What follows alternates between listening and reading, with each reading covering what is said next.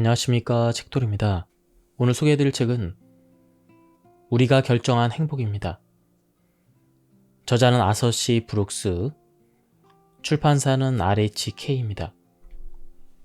그럼 바로 본문을 보도록 하겠습니다. 행복을 얻는 유일한 비결.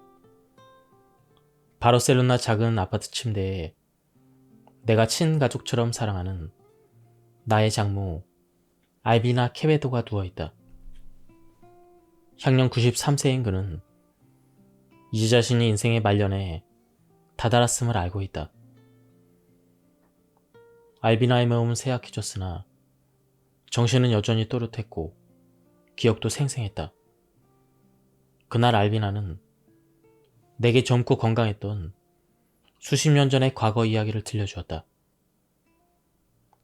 갓 결혼하여 가정을 꾸리기 시작했던 그때 그는 친한 친구들과 파티도 하고 해변에서 시간을 보내기도 했다. 친구들은 모두 세상을 떠난 지 오래다. 좋았던 과거를 떠올리며 그는 웃었다. 삶이 많이 달라졌구나. 알비나가 말했다. 입을 다문 채 고개를 돌려 오랫동안 창밖을 내다보며 생각에 잠겨 있다가 다시 내게 고개를 돌리며 말했다. 지금 나는 그때보다 훨씬 행복해. 내 얼굴에 놀라는 기색이 비친 모양이다. 그가 말을 이었다. 이상하게 들리는 거 알아. 지금 내 생활이 참 우울해 보이지? 하지만 진실이란다. 그는 어느새 얼굴에 미소를 띠고 있었다. 나이가 들면서 나는 행복해지는 비결을 알게 되었거든. 행복해지는 비결이라? 그 말에 나는 귀를 쫑긋 세웠다. 알비나의 남편은 질 나쁜 남자였다. 그가 아이들을 내팽개치고 알비나를 떠나자 남은 내 가족은 순식간에 빈곤의 구렁텅이에 빠졌다. 그는 자기 인생이 비참함 속에 갇혀 있다고 느꼈다. 형편없는 남편과 맺어진 이상 이번 생에 행복해지는 건 불가능하다는 결론에 이르렀다. 작은 아파트 창밖을 내다보며 눈물을 흘리는 게 알비나의 일과였다. 무얼 탓할 수 있을까? 그가 외롭고 가난한 삶을 살게 된 건 알비나의 잘못이 아니었다. 그는 온전히 피해자였다. 그가 처한 상황이 달라지지 않는 이상 불행은 사라질 리가 없었다. 삶이 나아질 희망은 보이지 않았다. 그러다 45살이 된 어느 날 알비나는 불현듯 이전과는 완전히 다른 사람이 되었다. 세상을 보는 관점을 완전히 바꾼 것이다. 친구들도 가족들도 그가 갑자기 변한 이유를 이해할 수가 없었다. 알비나가 갑자기 외로움을 느끼지 못하게 되거나 남들 모르게 큰 돈을 번 것은 아니었다. 그는 단지 더는 가만히 앉아서 세상이 변하기를 기다리지 않겠다고 결심했을 뿐이다.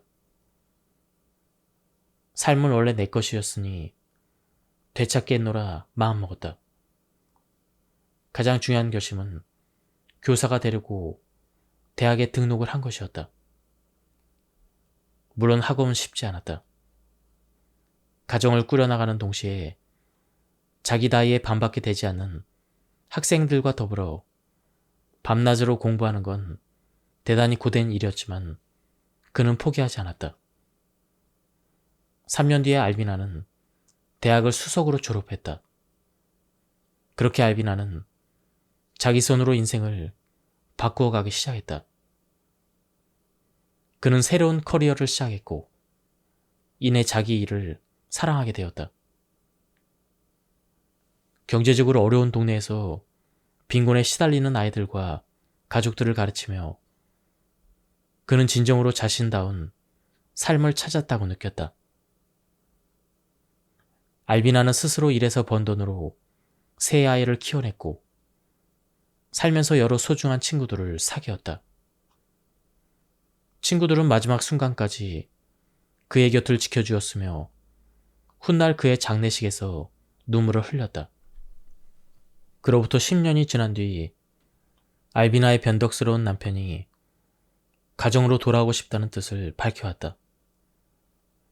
둘은 공식적으로 이혼하지 않은 상태였다. 알비나는 고민 끝에 남편을 받아주었다. 의무감으로 내린 결정이 아니라 마음에서 우러나온 선택이었다. 남편이 가정을 떠나 있던 14년 동안 알비나는 완전히 딴 사람이 되었다. 전보다 강해졌으며 더 행복했다. 부부는 재결합했고 다시는 헤어지지 않았다. 말년에는 남편도 전과는 다른 사람이 되어 아내를 애정으로 돌보았다. 그는 3년 전에 알비나보다 먼저 세상을 떠났다. 이제 93세가 된 알비나는 다시 한번 그가 손쓸 수 없는 상황에 처했다. 하지만 그렇다고 해서 즐거움을 잃지는 않았다. 오히려 그는 전보다 더 즐겁게 살고 있었다. 내 눈에만 그렇게 보인 건 아니었다. 알비나를 아는 모든 사람이 어떻게 나이가 들수록 행복해지느냐며 놀라워했다. 알비나가 45세에 발견한 비결은 대체 무엇이었을까? 알비나의 이야기를 듣고 어떤 사람들은 그가 삶이 레몬을 주면 그것으로 레모네이드를 만드는 드문 유형이었으리라 생각한다. 실제로 행복해지는 재능을 타고난 사람들이 존재하긴 한다. 하지만 알비나가 인생을 보는 관점은 타고난 것이 아니라 살면서 익히고 가꾼 것이었다. 그는 천성이 행복한 유형이기는커녕 정반대에 가까웠다. 알비나가 인생을 자유롭게 살아갈 수 있게 된 전환점은 정확히 말해 세 가지였다. 첫 번째는 단순한 생각의 전환이었다.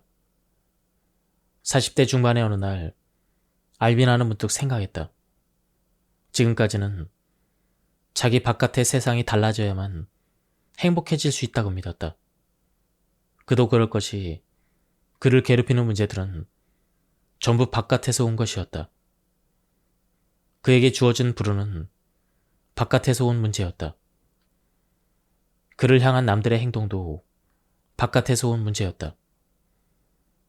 그런데 바깥의 상황이 달라지지 않는 이상 행복해질 수 없다는 믿음은 어떤 면에서는 그에게 위안이 되었지만 한편으로는 굴레가 되어 그를 불행에서 벗어나지 못하도록 올감했다. 그날 알비나는 생각했다. 어쩌면 내가 상황을 바꾸지 못하더라도 상황에 대한 반응은 바꿀 수 있지 않을까? 세상이 그를 어떻게 대하는지는 그가 결정할 수 없었다. 하지만 그에 대해서 어떤 감정을 느낄지는 그가 직접 경험할 수가 있었다. 인생이 덜 힘들어지거나 덜 괴로워지는 날을 기다릴 게 아니라 바로 지금부터 더 잘 지낼 방법이 있지 않을까? 그렇게 그는 인생에서 스스로 결정할 수 있는 것들을 하나하나 찾아서 하기 시작했다. 원래 그에게 인생이란 남들이 정해준 대로 사는 것이었다. 별거 중인 남편, 경제 상황, 아이들의 욕구에 자기 삶이 온전히 달려있다고 생각했을 때 그는 절망스러운 무력감에 시달렸다. 그러나 생각을 바꾸자 무력감은 차츰 옅어졌다. 그가 처한 상황이 모든 걸 결정하는 건 아니었다. 자기 인생에 대해서 어떻게 느낄지는 그가 직접 정할 수가 있었다. 알비나는 터닝 포인트를 맞이한 경험을 이렇게 표현한다.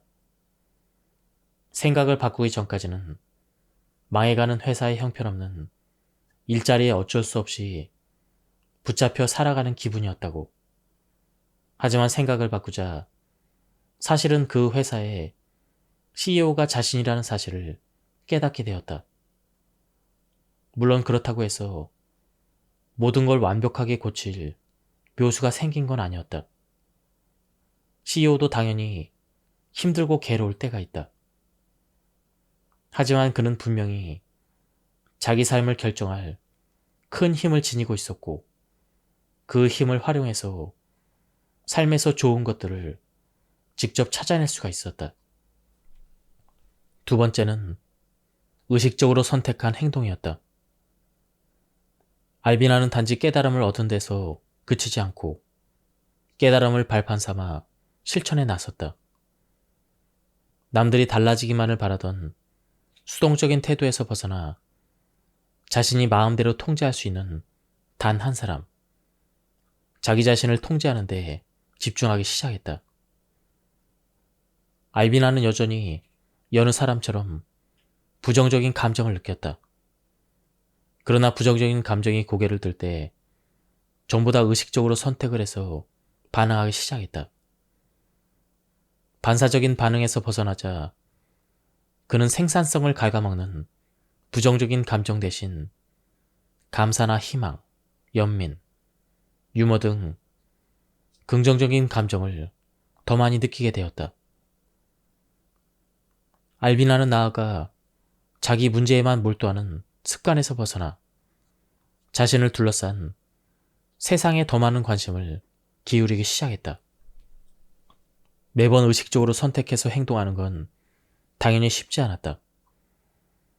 하지만 꾸준히 연습하자 전과 다른 행동을 선택하기가 한결 쉬워졌고 시간이 흐르면서 이는 점점 자연스럽게 느껴졌다. 세 번째는 삶을 지탱하는 기둥에 집중하는 것이었다. 연습을 통해 차츰 자신의 감정을 관리할 수 있게 된 알비나는 다음으로는 가족, 친구, 일, 믿음을 돌보는 데 힘을 쏟았다. 일상적인 감정을 관리할 수 있게 되자 인생에서 쉼없이 벌어지는 위기들에 흔들리지 않게 되었다. 알비나는 남편과 과거에 있었던 일들을 부정하지 않으면서도 사이좋게 공존하는 관계를 맺게 되었다. 여기까지는 프롤로그였고요. 본격적으로 본문을 보도록 하겠습니다. 나쁜 기분에도 가치가 있다. 불행에 관해서는 어떻게 생각해야 할까? 무엇보다도 감사하는 마음으로 불행을 대해야 한다. 인간의 뇌에는 오로지 부정적 감정을 처리하기 위해 만들어 놓은 부위가 있다. 우리가 즐거움과 만족과 목적의식을 가지는 것은 물론 살아있는 것 자체도 부정적 감정 덕분이다. 좋은 것은 우리를 도와준다. 그러나 나쁜 것은 우리를 심하게 다치게 할 수가 있다. 그래서 사람들은 돈이 2배로 늘거나 완전히 빈털터리가 되는 도박에 참여하지 않는다. 돈을 벌 확률이 90%라도 이 도박에 열심히 일해서 모은 돈을 걸지는 않을 것이다.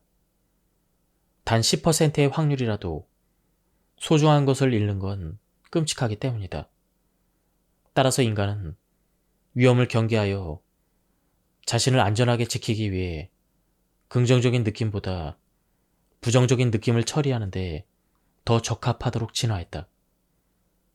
이것을 부정편향이라고 한다. 부정적인 감정들은 우리에게 귀중한 교훈을 주어 같은 실수를 되풀이하지 않도록 돕는다.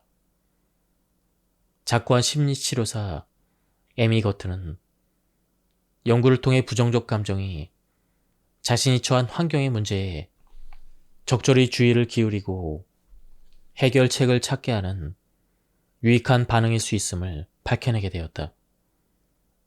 다시 말해 우리가 뭔가로 인해 슬프거나 화날 때 문제를 고칠 가능성은 커진다. 그 덕분에 장기적으로 더 행복해질 수 있음은 물론이다. 후회는 우리를 불편하게 하지만 실은 후회한다는 것 자체는 인지적 측면에서 대단한 능력이다.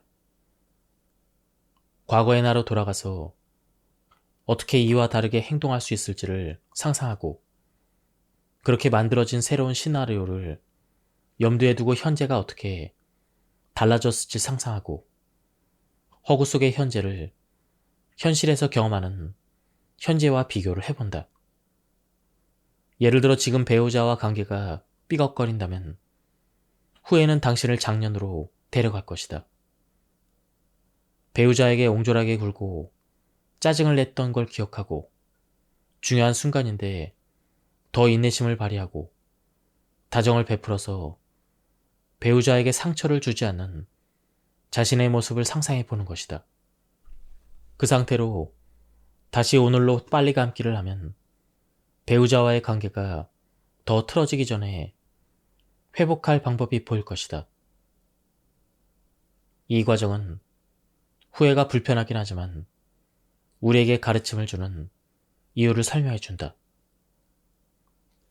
책 한 권에 걸쳐 후회를 탐구한 다니엘 핑크는 이렇게 말한다. 적절하게 처리된 후회는 우리의 결정을 예리하게 다듬어주고 성과를 개선해준다.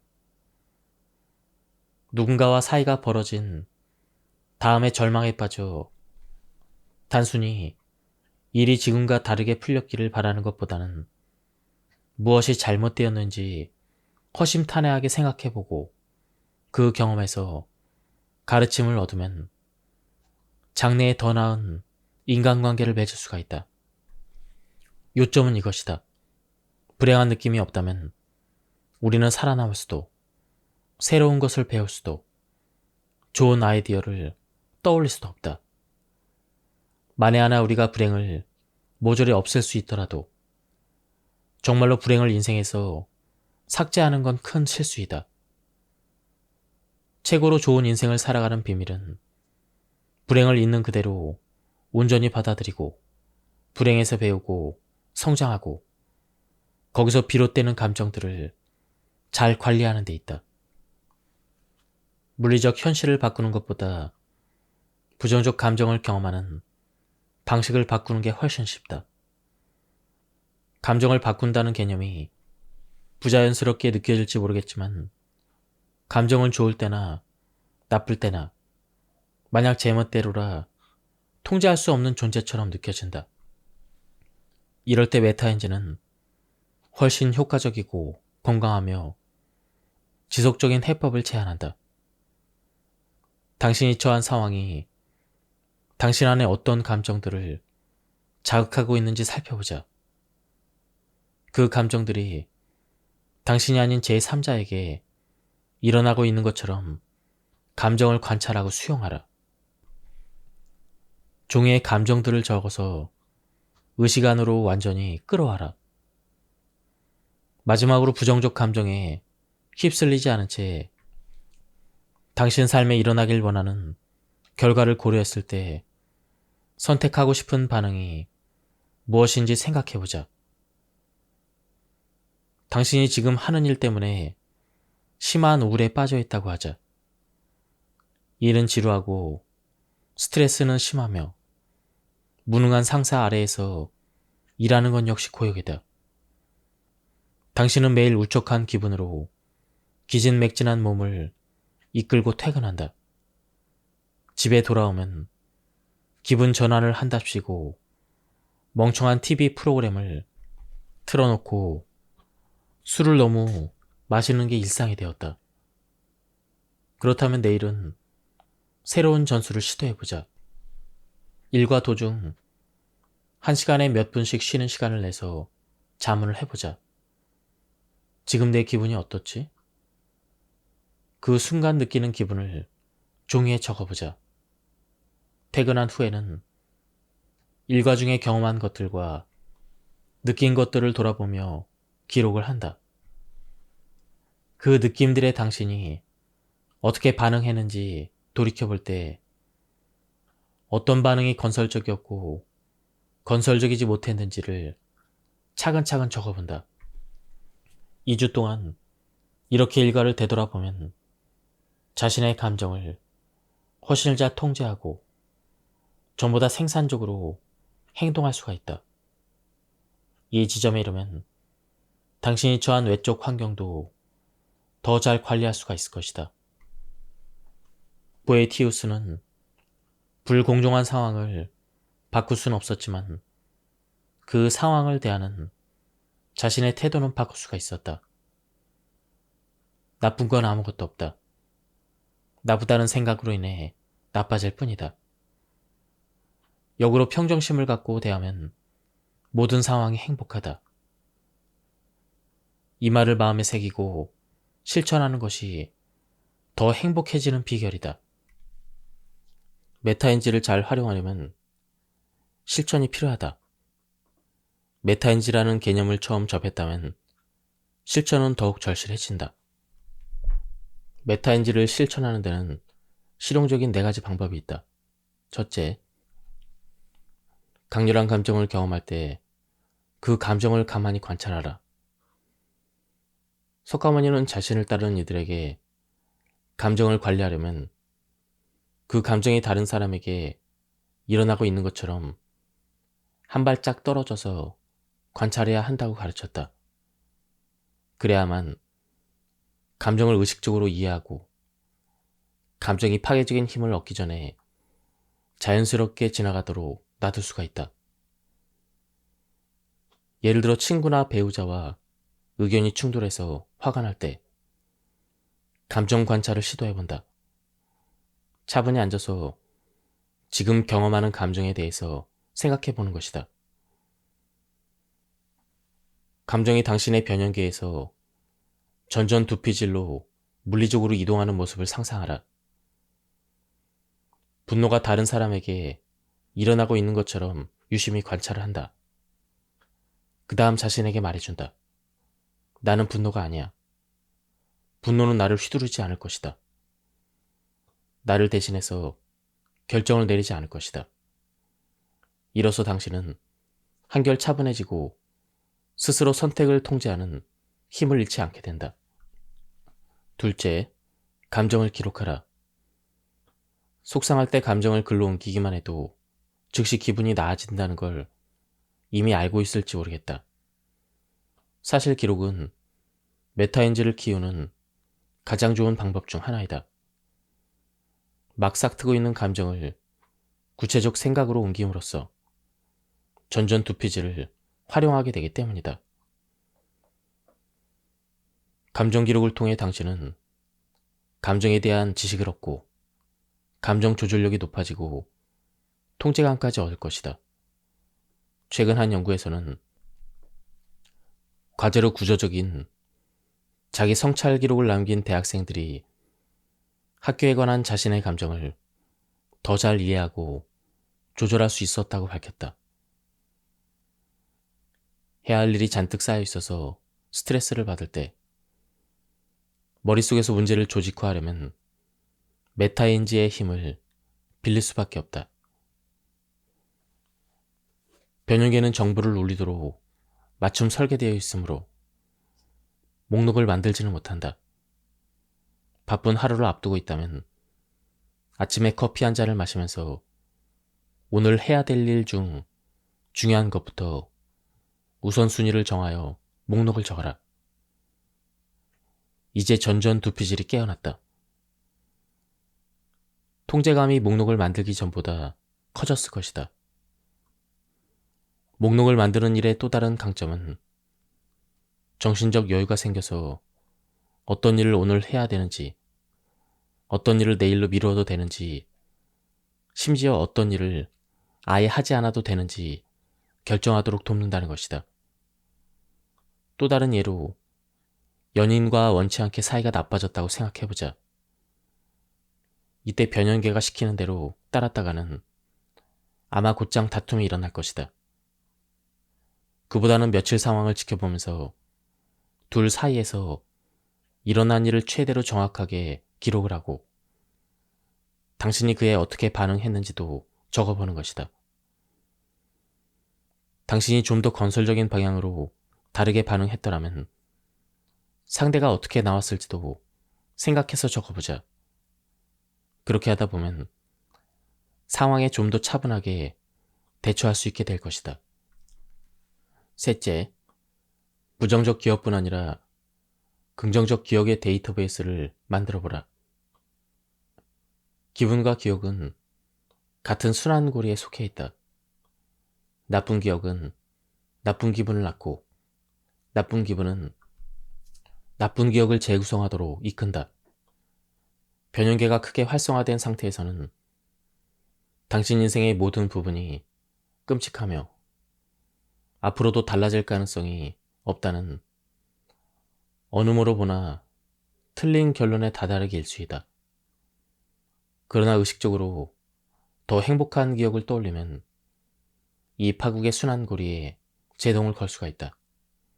연구자들은 과거에 행복했던 기억을 떠올리는 것만으로도 기분이 나아진다는 것을 밝힌 바가 있다. 행복한 기억을 기록해 두었다가 기분이 나쁘거나 통제감을 잃었을 때 차근히 읽어보면 같은 효과를 누릴 수가 있다. 넷째, 인생의 힘든 부분에서 의미와 배움을 찾아라. 누구나 나쁜 기억을 가지고 살기 마련이다. 과거를 재구성할 때 그런 기억을 원래 없었던 것처럼 삭제하거나 장밋빛으로 칠하라고 권하는 건 아니다. 그럴 수 없는 기억들도 있다. 그러기엔 너무나 고통스러운 기억들도 있다. 게다가 어떤 끔찍한 기억들은 우리에게 깊은 배움을 안겨주고 우리를 성장시키고 같은 실수를 반복하지 않도록 막아주는 경우도 있다. 당신이 안고 사는 고통스러운 기억들이 어떻게 당신이 배우고 성장하도록 돕는지 유심히 살펴보자. 학자들은 사람들이 의미를 찾고 발견하겠다는 명시적인 목표를 세운 채 과거에 힘들었던 경험을 회상할 때 더 나은 조언을 하고 더 나은 결정을 내리며 문제를 더 효과적으로 해결한다는 사실을 밝혀냈다. 일기장에 고통스러운 경험을 적는 칸을 마련해서 그런 일을 겪으면 바로 그 칸에 적어라. 아래에는 두 줄을 비워두자. 한 달이 지나면 다시 일기장을 펼치고 비워두었던 첫 줄에 그동안 나쁜 경험에서 무엇을 배웠는지 적어보자. 6개월 뒤에 비워두었던 둘째 줄에 그 경험이 낳은 긍정적인 결과를 적어보자. 이런 훈련을 통해서 과거를 보는 관점이 놀랄 만큼 달라질 수가 있다.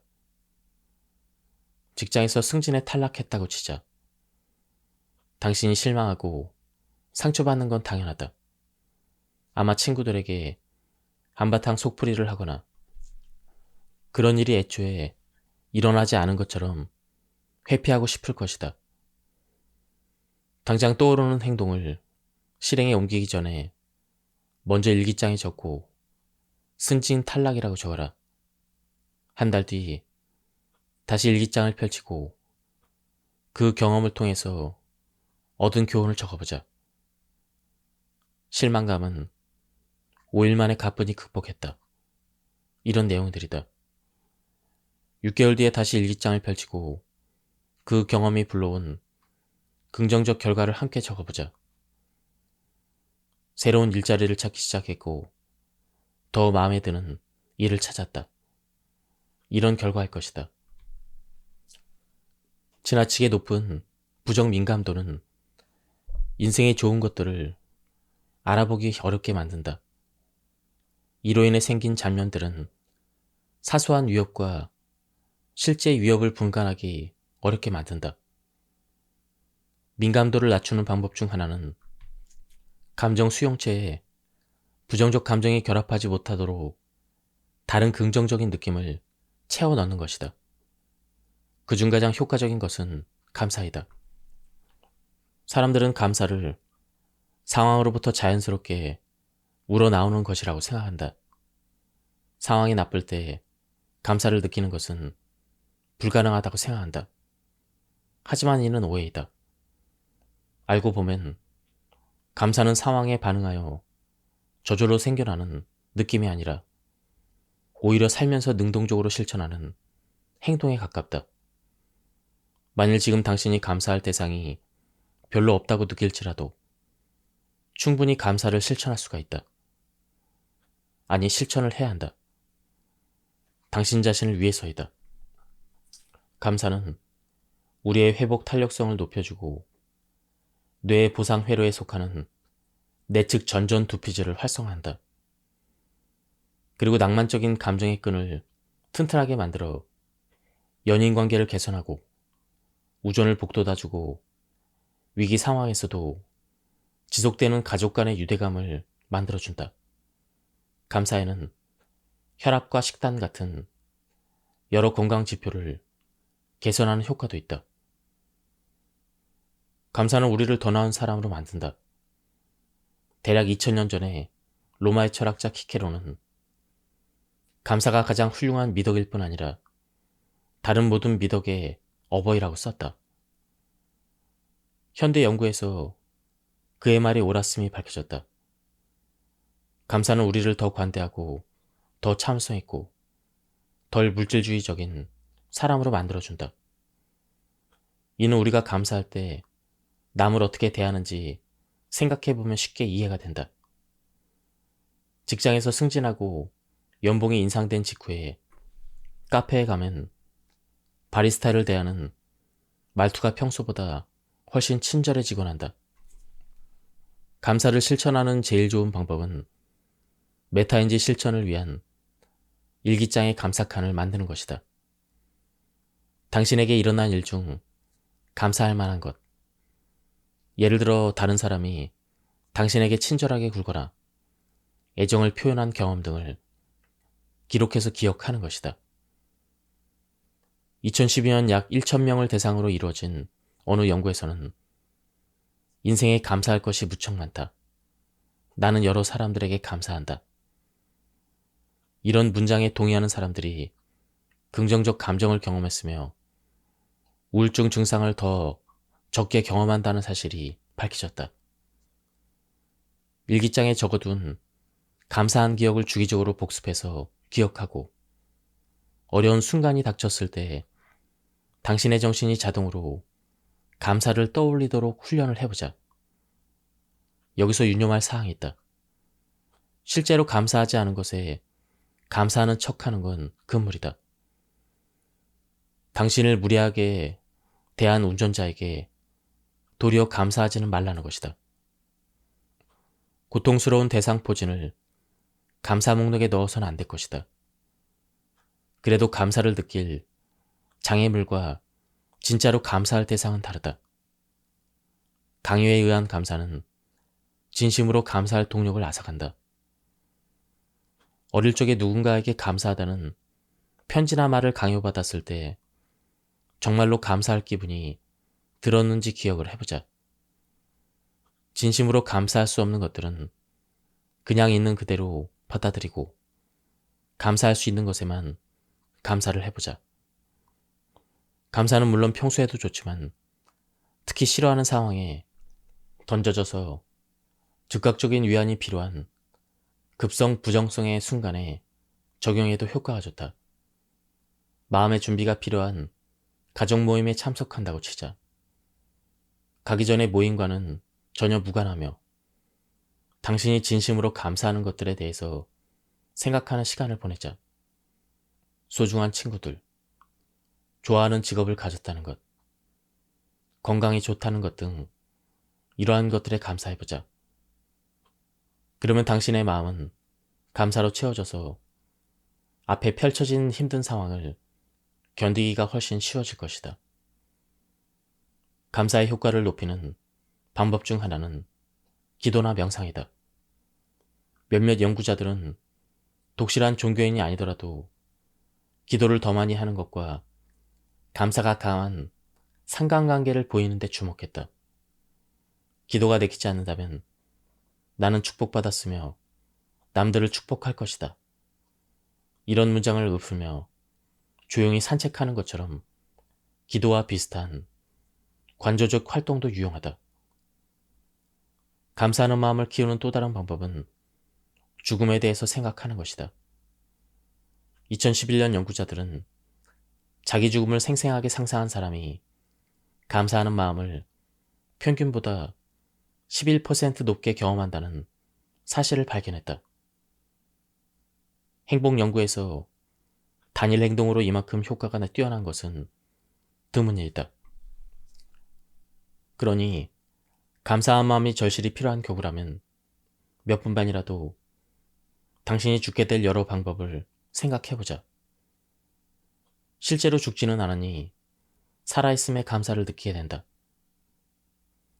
가족 모임이 아무리 진절나게 싫어도 적어도 살아서 참석할 수 있지 않은가. 감사하는 마음을 키우는 실천법을 소개한다. 1. 일요일 밤에 단 30분만 시간을 내서 진심으로 감사한 5가지 일을 적어본다. 아무리 사소하거나 바보 같아도 괜찮다. 누구나 감사 목록에 우스운 내용을 적는다. 2. 주중에는 저녁마다 목록을 꺼내들고 각 항목을 1분씩 총 5분 동안 들여다본다. 시간이 허락한다면 아침에도 똑같이 한다. 3. 매일 저녁 한두 항목을 더해 감사 목록을 업데이트한다. 예, 지금까지 이 책에 대한 리뷰를 모두 마쳤습니다. 이 책에서는 우리 모두는 행복해질 언젠가를 기다리고 있다고 말하고 있습니다. 하지만 지금 당장 행복해질 수 있는 방법을 이 책은 설명해주고 있었습니다. 한번 책을 구해서 읽어보실 것을 추천드립니다. 여기서 리뷰를 마치도록 하겠습니다. 감사합니다. 안녕하십니까, 책돌입니다. 오늘 소개해드릴 책은 우리가 결정한 행복입니다. 저자는 아서 C. 브룩스, 출판사는 RHK입니다. 그럼 바로 본문을 보도록 하겠습니다. 행복을 얻는 유일한 비결. 바르셀로나 작은 아파트 침대에 내가 친가족처럼 사랑하는 나의 장모 알비나 케베도가 누워있다. 향년 93세인 그는 이제 자신이 인생의 말년에 다다랐음을 알고 있다. 알비나의 몸은 쇠약해졌으나 정신은 여전히 또렷했고 기억도 생생했다. 그날 알비나는 내게 젊고 건강했던 수십 년 전의 과거 이야기를 들려주었다. 갓 결혼하여 가정을 꾸리기 시작했던 그때 그는 친한 친구들과 파티도 하고 해변에서 시간을 보내기도 했다. 친구들은 모두 세상을 떠난 지 오래다. 좋았던 과거를 떠올리며 그는 웃었다. 삶이 많이 달라졌구나. 알비나가 말했다. 입을 다문 채 고개를 돌려 오랫동안 창밖을 내다보며 생각에 잠겨 있다가 다시 내게 고개를 돌리며 말했다. 지금 나는 그때보다 훨씬 행복해. 내 얼굴에 놀라는 기색이 비친 모양이다. 그가 말을 이었다. 이상하게 들리는 거 알아. 지금 내 생활이 참 우울해 보이지? 하지만 진실이란다. 그는 어느새 얼굴에 미소를 띠고 있었다.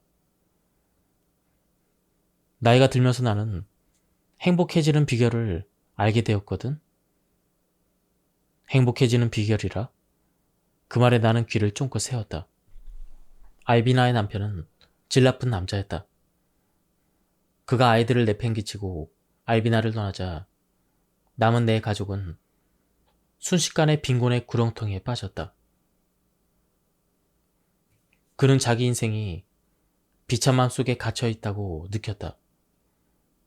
형편없는 남편과 맺어진 이상 이번 생에 행복해지는 건 불가능하다는 결론에 이르렀다. 작은 아파트 창밖을 내다보며 눈물을 흘리는 게 알비나의 일과였다. 무얼 탓할 수 있을까? 그가 외롭고 가난한 삶을 살게 된 건 알비나의 잘못이 아니었다.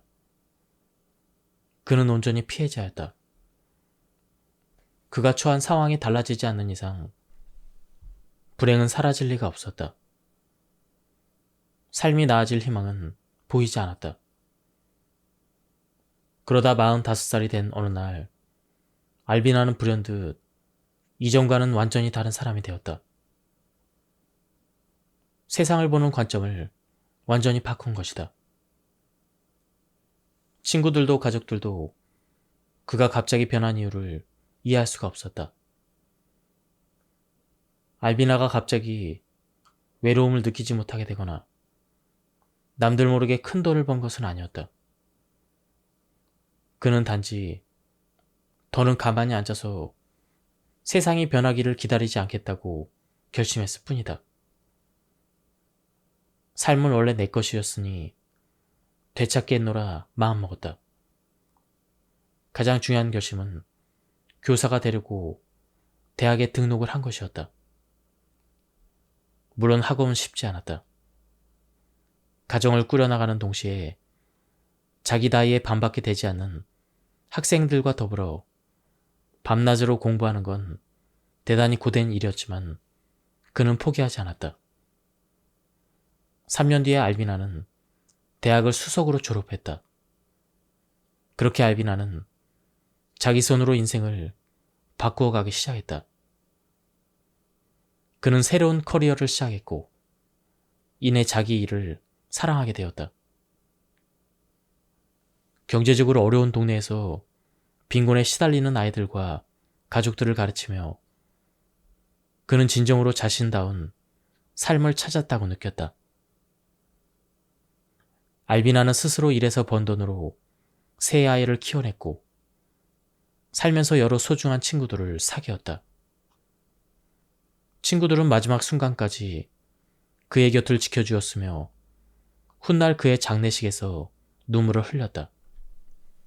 그로부터 10년이 지난 뒤 알비나의 변덕스러운 남편이 가정으로 돌아오고 싶다는 뜻을 밝혀왔다. 둘은 공식적으로 이혼하지 않은 상태였다.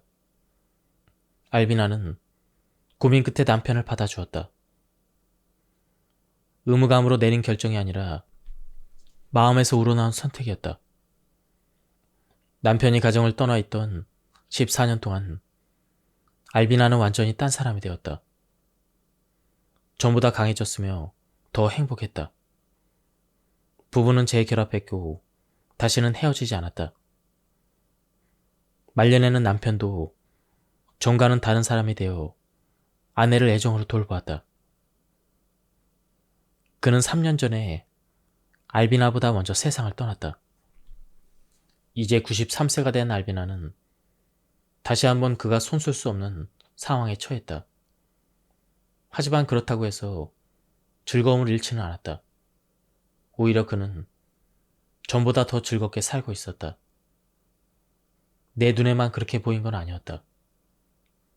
알비나를 아는 모든 사람이 어떻게 나이가 들수록 행복해지느냐며 놀라워했다. 알비나가 45세에 발견한 비결은 대체 무엇이었을까? 알비나의 이야기를 듣고 어떤 사람들은 그가 삶이 레몬을 주면 그것으로 레모네이드를 만드는 드문 유형이었으리라 생각한다. 실제로 행복해지는 재능을 타고난 사람들이 존재하긴 한다.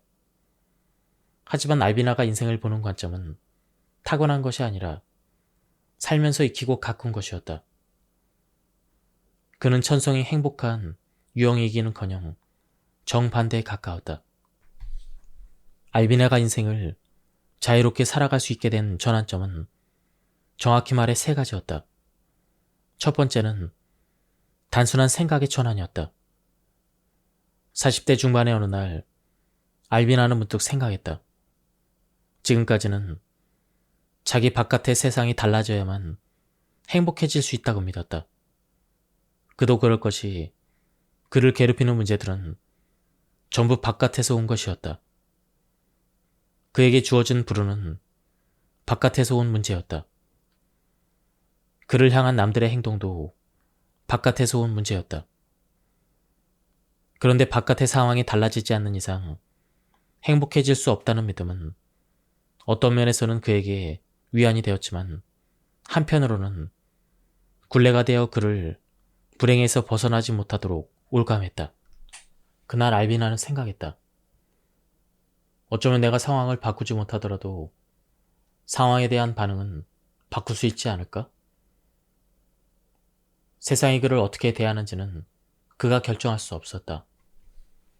하지만 그에 대해서 어떤 감정을 느낄지는 그가 직접 경험할 수가 있었다. 인생이 덜 힘들어지거나 덜 괴로워지는 날을 기다릴 게 아니라 바로 지금부터 더 잘 지낼 방법이 있지 않을까? 그렇게 그는 인생에서 스스로 결정할 수 있는 것들을 하나하나 찾아서 하기 시작했다. 원래 그에게 인생이란 남들이 정해준 대로 사는 것이었다. 별거 중인 남편, 경제 상황, 아이들의 욕구에 자기 삶이 온전히 달려있다고 생각했을 때 그는 절망스러운 무력감에 시달렸다. 그러나 생각을 바꾸자 무력감은 차츰 옅어졌다. 그가 처한 상황이 모든 걸 결정하는 건 아니었다. 자기 인생에 대해서 어떻게 느낄지는 그가 직접 정할 수가 있었다. 알비나는 터닝 포인트를 맞이한 경험을 이렇게 표현한다. 생각을 바꾸기 전까지는 망해가는 회사의 형편없는 일자리에 어쩔 수 없이 붙잡혀 살아가는 기분이었다고. 하지만 생각을 바꾸자 사실은 그 회사의 CEO가 자신이라는 사실을 깨닫게 되었다. 물론 그렇다고 해서 모든 걸 완벽하게 고칠 묘수가 생긴 건 아니었다. CEO도 당연히 힘들고 괴로울 때가 있다. 하지만 그는 분명히 자기 삶을 결정할 큰 힘을 지니고 있었고 그 힘을 활용해서 삶에서 좋은 것들을 직접 찾아낼 수가 있었다. 두 번째는 의식적으로 선택한 행동이었다. 알비나는 단지 깨달음을 얻은 데서 그치지 않고 깨달음을 발판 삼아 실천에 나섰다. 남들이 달라지기만을 바라던 수동적인 태도에서 벗어나 자신이 마음대로 통제할 수 있는 단 한 사람, 자기 자신을 통제하는 데 집중하기 시작했다. 알비나는 여전히 여느 사람처럼 부정적인 감정을 느꼈다. 그러나 부정적인 감정이 고개를 들 때 전부 다 의식적으로 선택을 해서 반응하기 시작했다.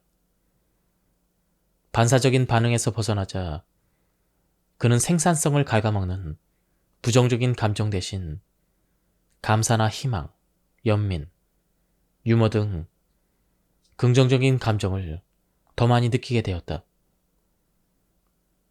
알비나는 나아가 자기 문제에만 몰두하는 습관에서 벗어나 자신을 둘러싼 세상에 더 많은 관심을 기울이기 시작했다. 매번 의식적으로 선택해서 행동하는 건 당연히 쉽지 않았다. 하지만 꾸준히 연습하자 전과 다른 행동을 선택하기가 한결 쉬워졌고 시간이 흐르면서 이는 점점 자연스럽게 느껴졌다. 세 번째는 삶을 지탱하는 기둥에 집중하는 것이었다.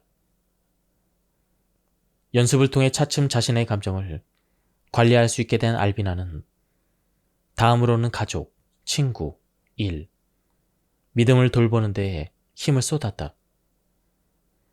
일상적인 감정을 관리할 수 있게 되자 인생에서 쉼없이 벌어지는 위기들에 흔들리지 않게 되었다. 알비나는 남편과 과거에 있었던 일들을 부정하지 않으면서도 사이좋게 공존하는 관계를 맺게 되었다. 여기까지는 프롤로그였고요. 본격적으로 본문을 보도록 하겠습니다. 나쁜 기분에도 가치가 있다. 불행에 관해서는 어떻게 생각해야 할까? 무엇보다도 감사하는 마음으로 불행을 대해야 한다. 인간의 뇌에는 오로지 부정적 감정을 처리하기 위해 만들어 놓은 부위가 있다. 우리가 즐거움과 만족과 목적의식을 가지는 것은 물론 살아있는 것 자체도 부정적 감정 덕분이다. 좋은 것은 우리를 도와준다. 그러나 나쁜 것은 우리를 심하게 다치게 할 수가 있다. 그래서 사람들은 돈이 2배로 늘거나 완전히 빈털터리가 되는 도박에 참여하지 않는다. 돈을 벌 확률이 90%라도 이 도박에 열심히 일해서 모은 돈을 걸지는 않을 것이다. 단 10%의 확률이라도 소중한 것을 잃는 건 끔찍하기 때문이다. 따라서 인간은 위험을 경계하여 자신을 안전하게 지키기 위해 긍정적인 느낌보다 부정적인 느낌을 처리하는데 더 적합하도록 진화했다. 이것을 부정편향이라고 한다. 부정적인 감정들은 우리에게 귀중한 교훈을 주어 같은 실수를 되풀이하지 않도록 돕는다. 작고한 심리치료사 에미 거트는 연구를 통해 부정적 감정이 자신이 처한 환경의 문제에 적절히 주의를 기울이고 해결책을 찾게 하는 유익한 반응일 수 있음을 밝혀내게 되었다. 다시 말해 우리가 뭔가로 인해 슬프거나 화날 때 문제를 고칠 가능성은 커진다. 그 덕분에 장기적으로 더 행복해질 수 있음은 물론이다. 후회는 우리를 불편하게 하지만 실은 후회한다는 것 자체는 인지적 측면에서 대단한 능력이다.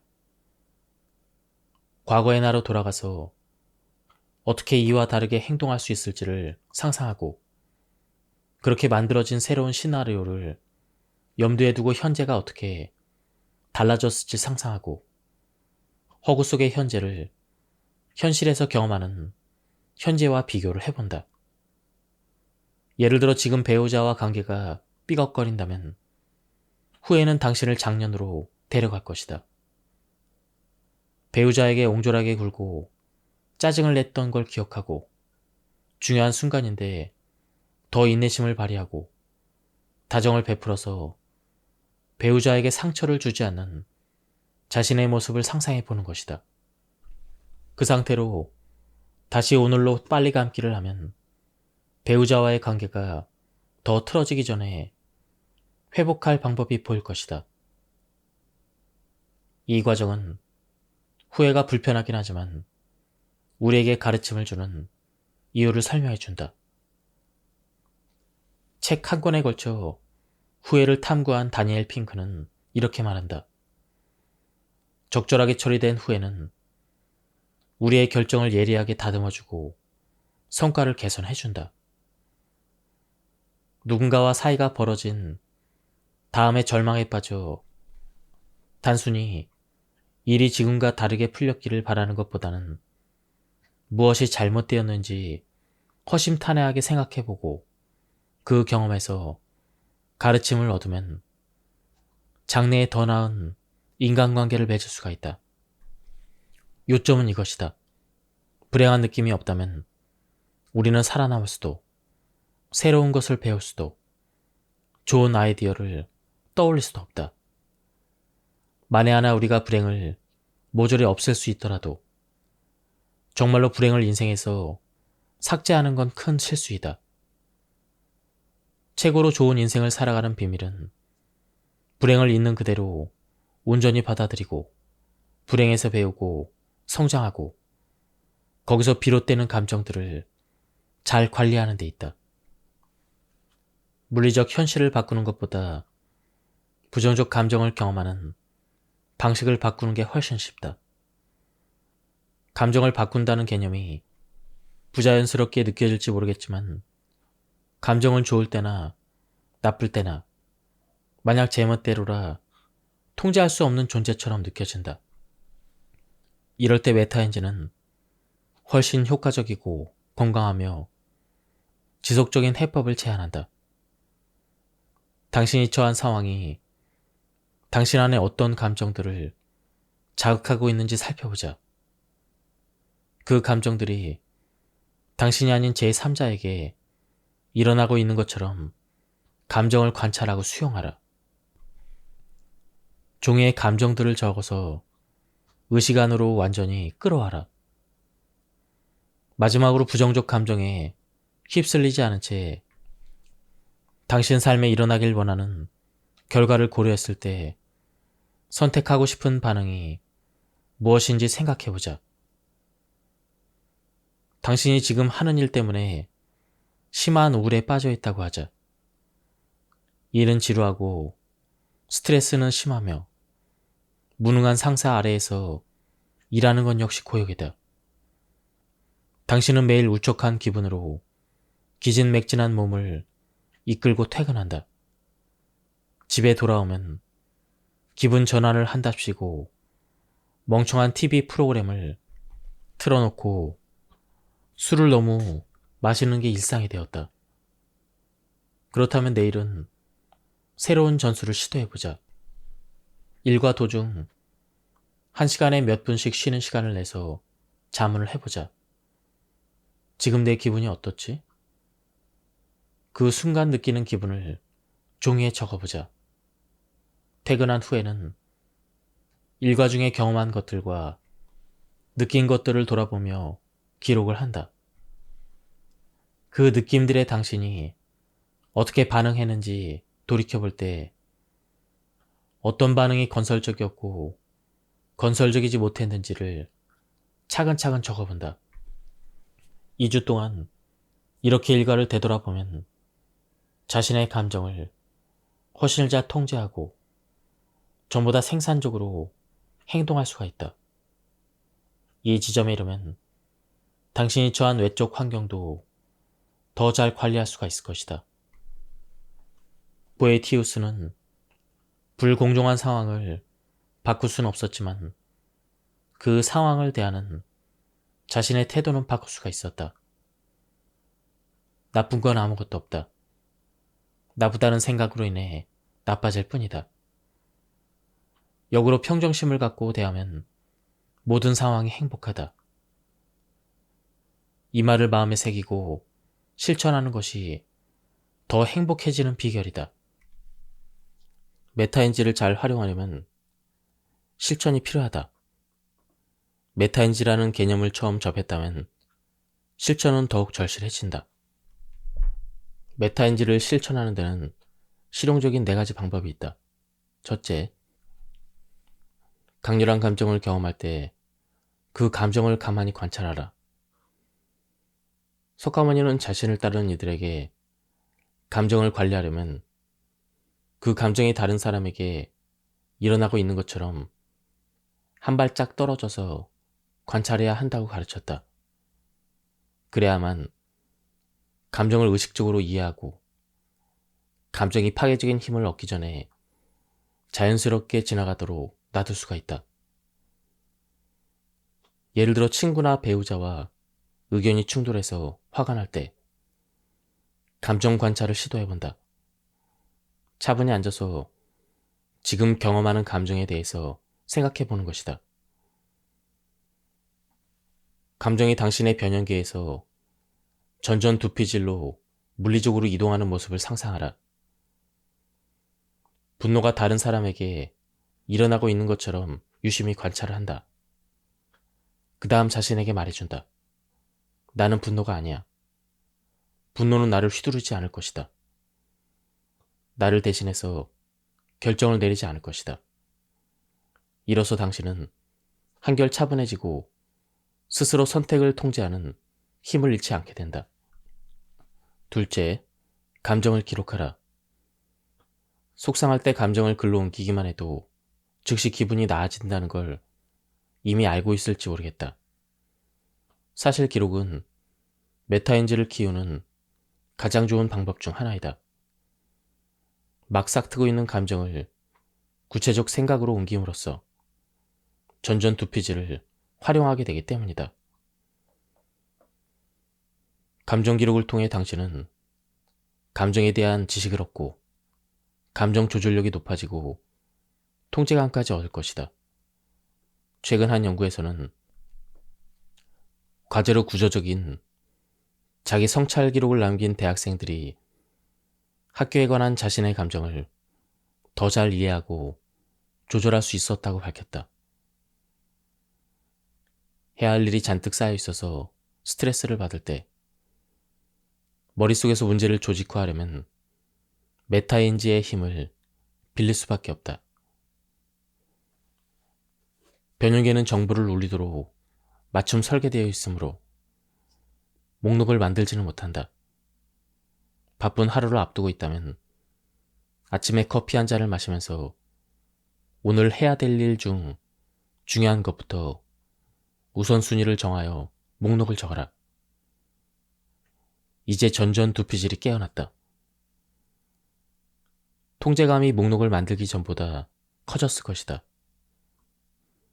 목록을 만드는 일의 또 다른 강점은 정신적 여유가 생겨서 어떤 일을 오늘 해야 되는지, 어떤 일을 내일로 미루어도 되는지, 심지어 어떤 일을 아예 하지 않아도 되는지 결정하도록 돕는다는 것이다.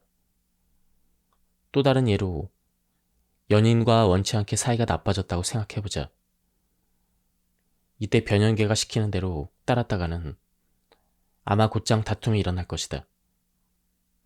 그보다는 며칠 상황을 지켜보면서 둘 사이에서 일어난 일을 최대로 정확하게 기록을 하고 당신이 그에 어떻게 반응했는지도 적어보는 것이다.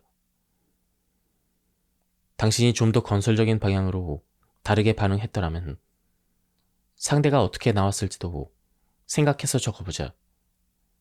그렇게 하다 보면 상황에 좀 더 차분하게 대처할 수 있게 될 것이다. 셋째, 부정적 기억뿐 아니라 긍정적 기억의 데이터베이스를 만들어보라. 기분과 기억은 같은 순환고리에 속해 있다. 나쁜 기억은 나쁜 기분을 낳고 나쁜 기분은 나쁜 기억을 재구성하도록 이끈다. 변형계가 크게 활성화된 상태에서는 당신 인생의 모든 부분이 끔찍하며 앞으로도 달라질 가능성이 없다는 어느 모로 보나 틀린 결론에 다다르기 일쑤이다. 그러나 의식적으로 더 행복한 기억을 떠올리면 이 파국의 순환고리에 제동을 걸 수가 있다. 연구자들은 과거에 행복했던 기억을 떠올리는 것만으로도 기분이 나아진다는 것을 밝힌 바가 있다. 행복한 기억을 기록해 두었다가 기분이 나쁘거나 통제감을 잃었을 때 차근히 읽어보면 같은 효과를 누릴 수가 있다. 넷째, 인생의 힘든 부분에서 의미와 배움을 찾아라. 누구나 나쁜 기억을 가지고 살기 마련이다. 과거를 재구성할 때 그런 기억을 원래 없었던 것처럼 삭제하거나 장밋빛으로 칠하라고 권하는 건 아니다. 그럴 수 없는 기억들도 있다. 그러기엔 너무나 고통스러운 기억들도 있다.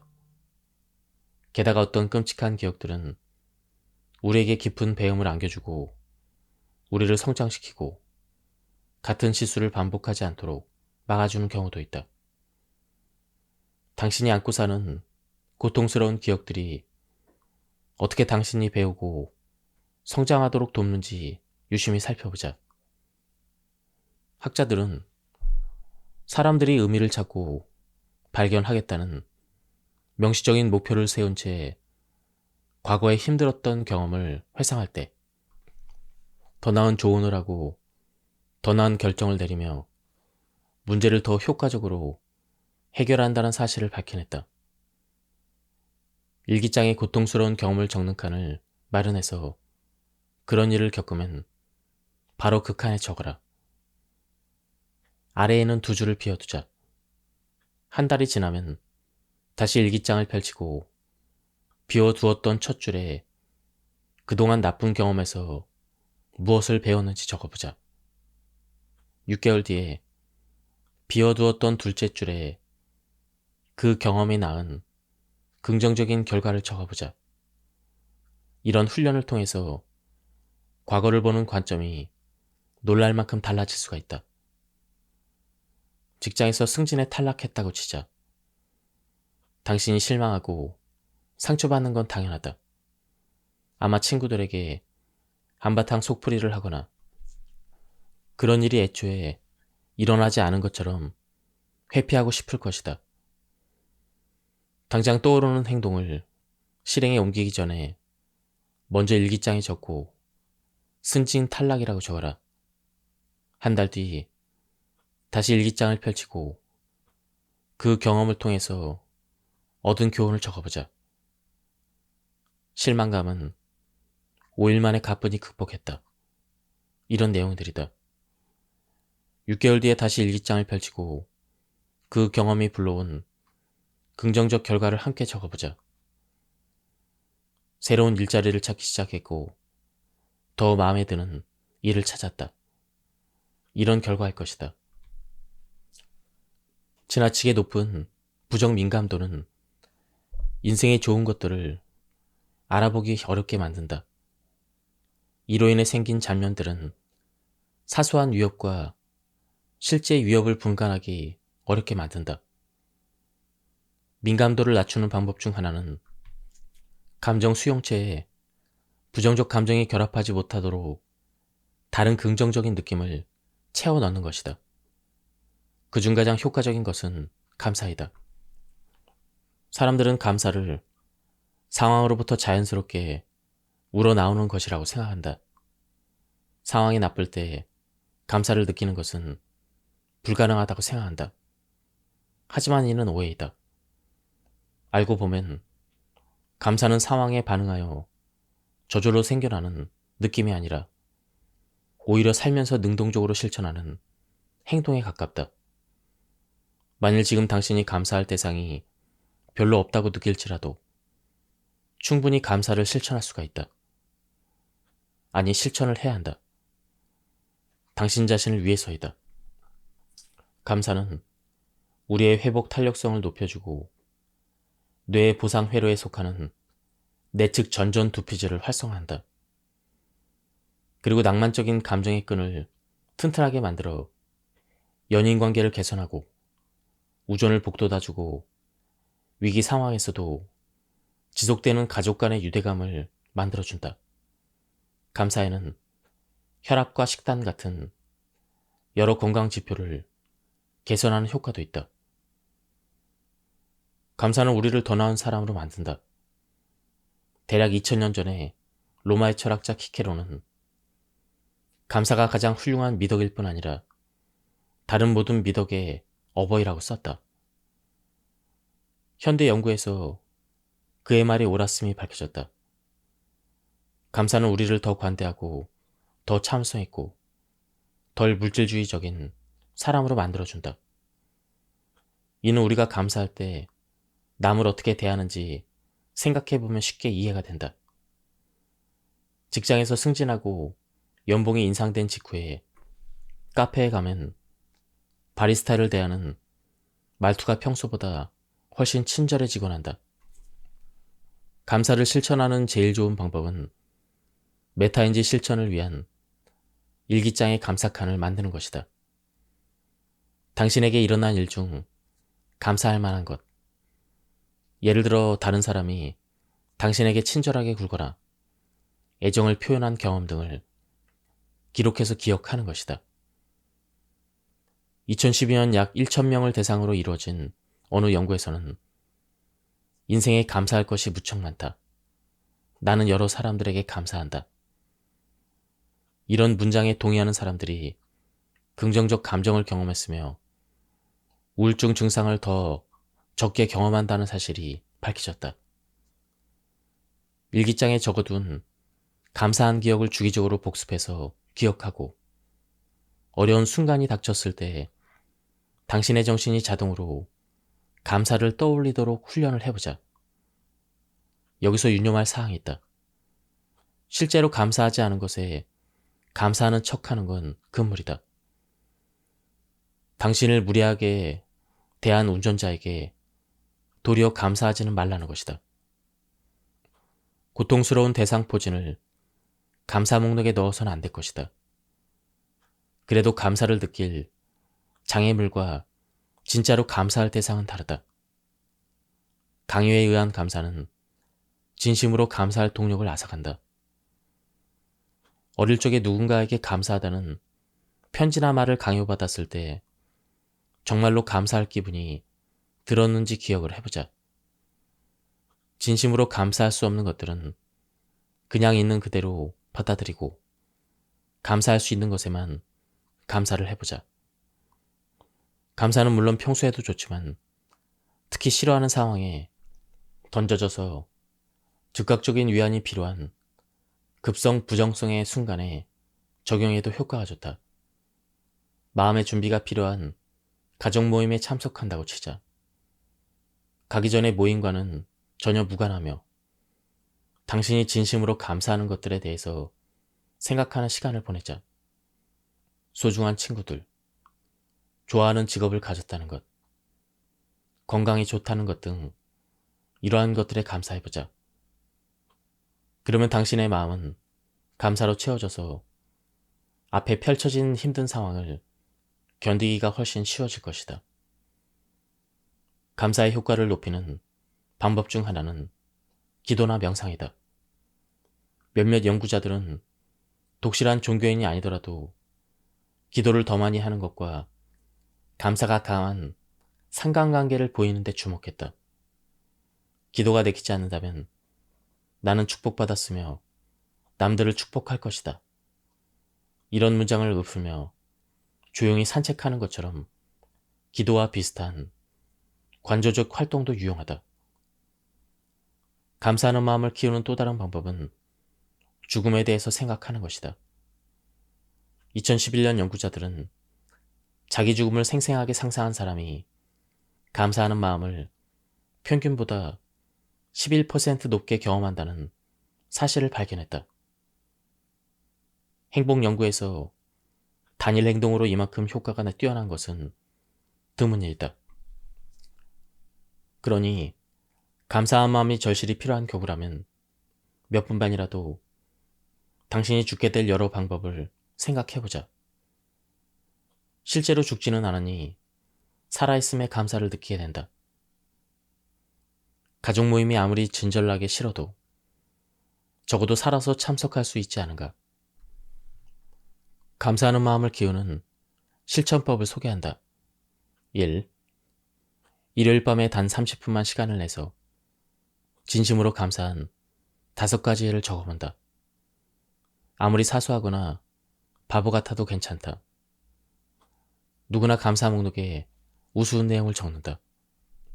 2. 주중에는 저녁마다 목록을 꺼내들고 각 항목을 1분씩 총 5분 동안 들여다본다. 시간이 허락한다면 아침에도 똑같이 한다. 3. 매일 저녁 한두 항목을 더해 감사 목록을 업데이트한다. 예, 지금까지 이 책에 대한 리뷰를 모두 마쳤습니다. 이 책에서는 우리 모두는 행복해질 언젠가를 기다리고 있다고 말하고 있습니다. 하지만 지금 당장 행복해질 수 있는 방법을 이 책은 설명해주고 있었습니다. 한번 책을 구해서 읽어보실 것을 추천드립니다. 여기서 리뷰를 마치도록 하겠습니다. 감사합니다.